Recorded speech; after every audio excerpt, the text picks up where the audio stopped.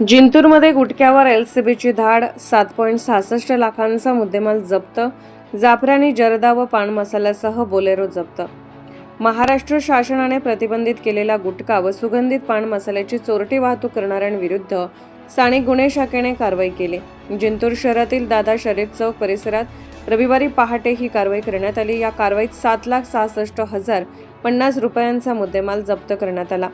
दिनांक 9 ऑगस्ट 2026 रोजी मध्यरात्री 12:05 दादा शरीफ चौक येथील सार्वजनिक रस्त्यावर बोलेरो वाहनातून प्रतिबंधित गुटखा व पान मसाला बाळगल्याचे पोलिसांच्या निदर्शनास आले।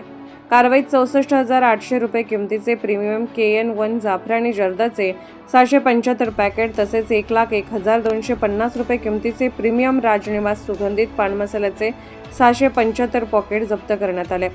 यासोबतच 6 लाख रुपये किमतीची महिंद्रा बोलेरो MH29 BC 3256 जप्त करण्यात आली।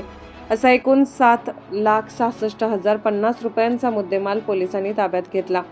या प्रकरणी सय्यद वसीम सय्यद मोहसिन यांच्यासह अन्य 8 जणांविरुद्ध दखलपात्र गुन्हा क्रमांक 459/2026 दाखल करण्यात आला आहे। आरोपी विरुद्ध BNS कलम 123, 223, 274, 275, 35 तसेच अन्न सुरक्षा व मानके कायदा 2006 व नियमन 2011 मधील कलम 59(1)(2) अन्वये कारवाई करण्यात आली।